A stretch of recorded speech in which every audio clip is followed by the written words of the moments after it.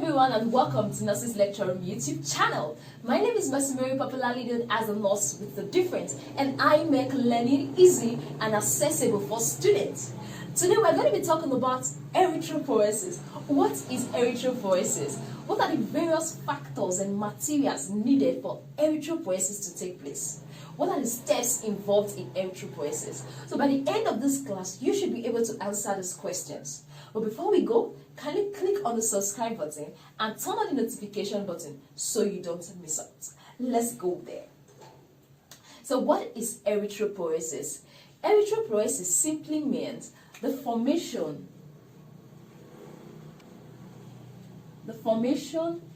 and the development of red blood cells.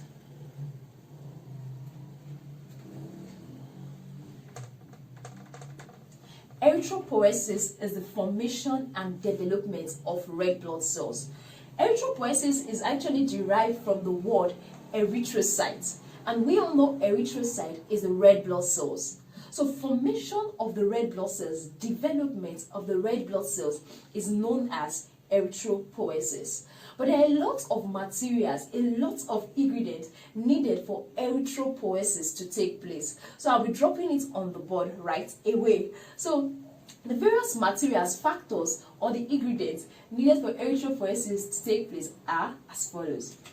Please, is number one, please inform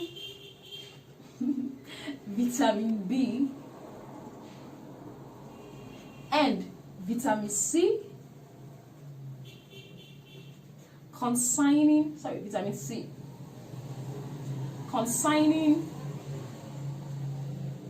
folic acid management conference. Alright, we said that the ingredients or the materials needed for erythropoiesis to take place are actually, please inform vitamin B and vitamin C concerning folic acid management conference. You can write that in your exams and you are good to go. Are we correct? No, but that is actually an acronym that I use personally to remember the various factors that are needed for erythropoiesis to take place. The first, which is please, actually stands for protein. Protein is very, very important when it comes to the formation of the red blood cells. For example, this is the red blood cells, is an example. For example, this is the red blood cell, the inside, which is the protoplasm. The inside, which is the protoplasm, for its formation, protein is very important. Protein is very important in the formation of the protoplasm of the red blood cells. So without protein, formation of this protoplasm might be very, very difficult, or will be very, very difficult, or will not take place at all. So protein is very important in the formation of the protoplasm. Then that takes us to I, which we say inform. I stands for ion.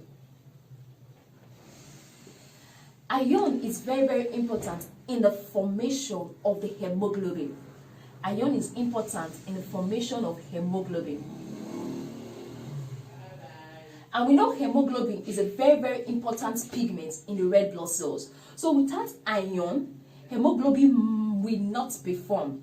So that's why we say inform ion. Ion is very important in the formation of what? Hemoglobin. The second factor needed for red blood cells to take place is actually vitamin B12, which is also known as cyanocobalamin. Vitamin B12 is very, very important in the formation, in the maturation of red blood cells. It's very important in the maturation.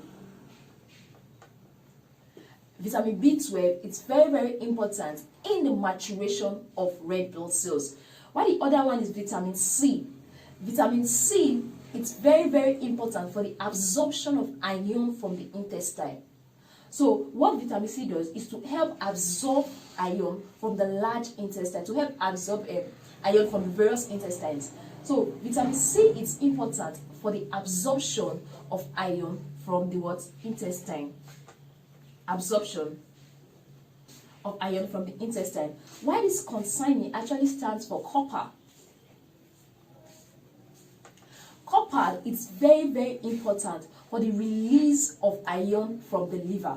So without copper, those iron that are being stored in the liver might not be released. So when there is copper in the body, it helps to release iron from the liver when needed.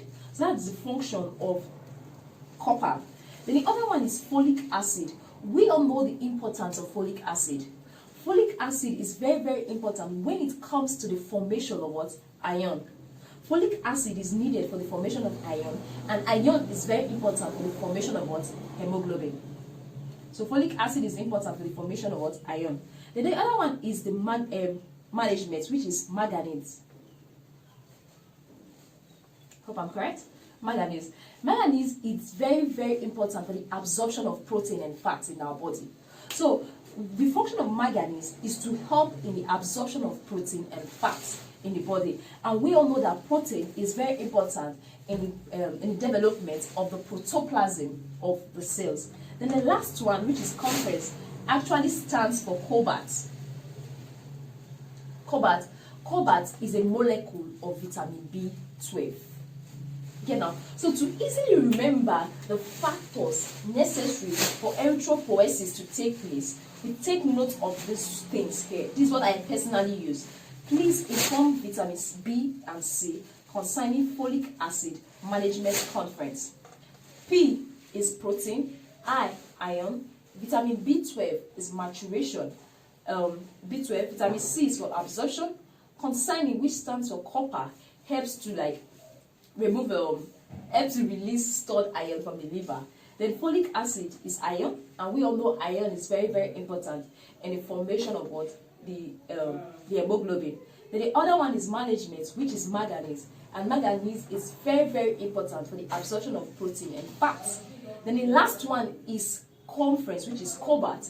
Cobalt is a molecule that is found in vitamin B12.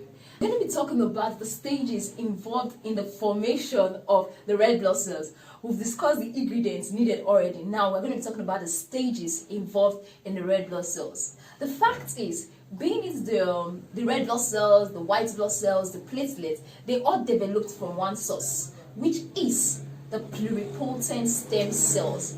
The pluripotent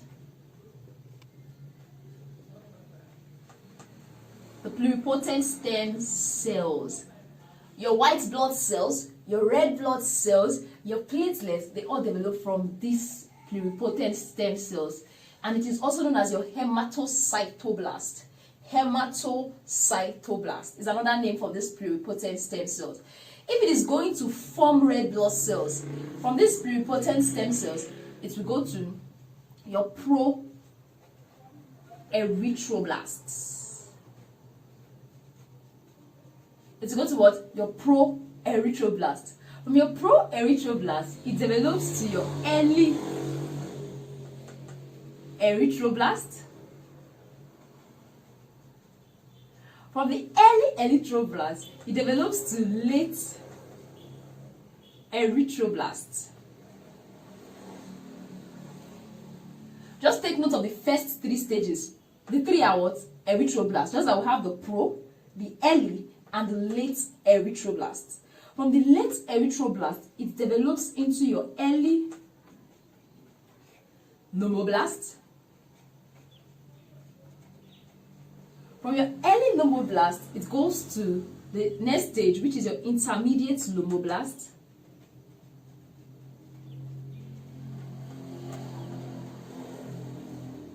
From your intermediate nomoblast, it goes to the next stage, which is it goes to the next stage, which is your late nomoblast. Oh my god, look at what I wrote. Nomoblast. This is nomoblast, sorry. Nomoblast. Yeah. Then from your late nomoblast, it develops to what we call the reticulocyte. Reticulocyte. From your reticulocyte, it's finally transformed into the red blood cells. Alright, these are the various stages, these are the various steps involved in the formation of what we call the red blood cells. First, you have the pluripotent stem cells.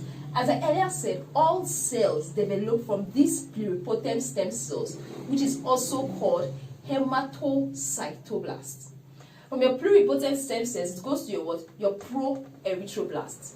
From your pro-erythroblast, it develops into your early erythroblast. From your early erythroblast, it goes to what? Your late erythroblast. These first three are what? Erythroblasts. Just like we now have the pro, the early, and the late.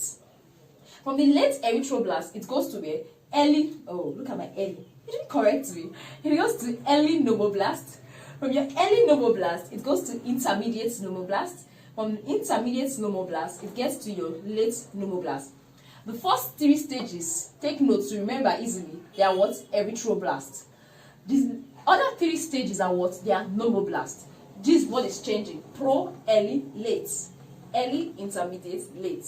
You get that? So from your nomoblast, it goes into your reticulocyte. Then from your reticulocyte, it goes to your what? The formation of finally the red blood cells. So these are the various steps involved in it before it finally becomes the red blood cells. There's something I want you to know is that the red blood cells are anucleated. They don't have nucleus in them. They don't have any nucleus in them.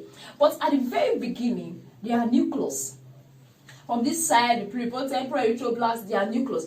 But as time goes on, before it develops into these red blood cells, the nucleus disappears.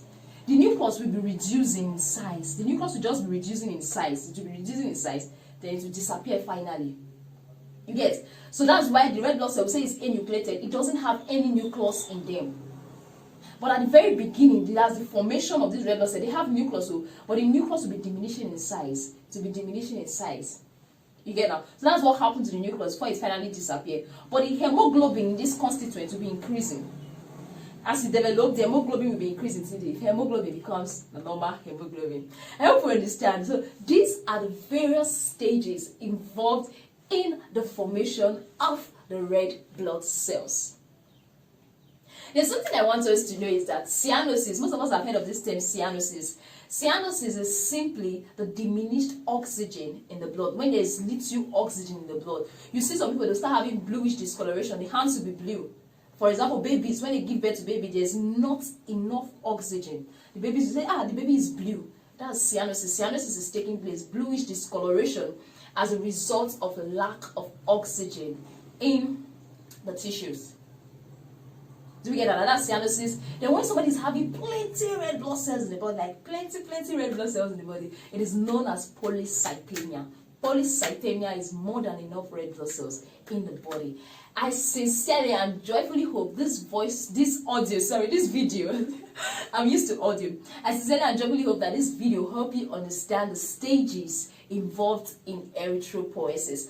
For those that have not watched our first video on blood generally, can you click on the link and watch our first video on blood so you understand this thing. It's very easy to understand and comprehend. And please don't forget to click on the subscribe button, turn on the notification button, and also share if you find this video useful.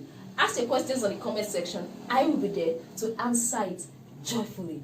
Thank you very much, and do have a wonderful day ahead while expecting our next class.